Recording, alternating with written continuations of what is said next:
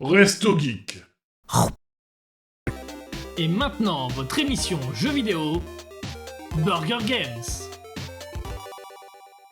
Je te laisse enchaîner, Sonata, sur un autre jeu. Peut-être un peu dans un thème science-fiction, non?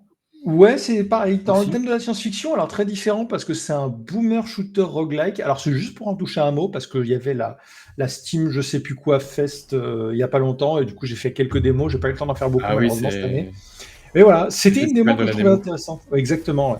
Ouais. C'était un jeu que j'ai trouvé intéressant pour sa patte graphique. Bon, vous savez que j'adore les gros pixels, hein. Mais du coup, alors c'est pas aussi péchu que ça. Ça se donne un gros côté péchu de fou, alors qu'en fait pas trop. C'est beaucoup plus réfléchi que ça. C'était assez intéressant. Le principe, c'est que vous êtes coincé dans une station et qu'en gros, vous êtes cloné à chaque fois que vous mourrez.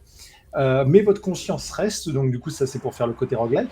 Et dans cette station, vous allez devoir aller de salle en salle parce que vous êtes cloné à des endroits différents à chaque fois pour justifier le fait que les salles rebouclent.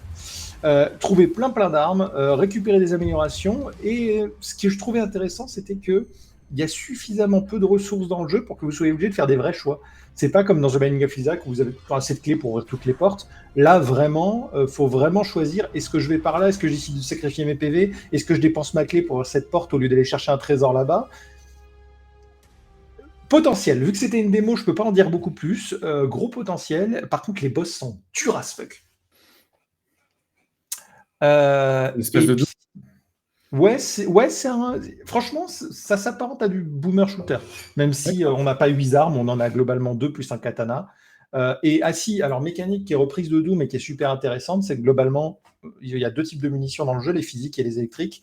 Et quand vous avez plus de munitions, c'est le katana qui vous permet d'en récupérer. Ce qui est une mécanique tirée de Doom que je trouve, moi, géniale, brillante. Le fait que certaines armes, en fait, ne sont pas nécessairement là pour faire des dégâts, mais qu'au final, un FPS, pour moi, le futur du FPS, c'est de créer un jeu de gestion de ressources où les réflexes sont là pour vous sauver la vie et où certaines de vos capacités sont là pour vous réalimenter et du coup la prise de risque vous récompense pour vous donner plus de boum boum.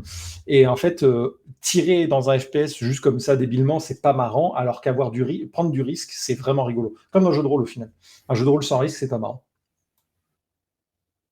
Je suis bien d'accord. On se marre bien en JDR dès qu'on fait un peu n'importe quoi, dès qu'on prend des risques.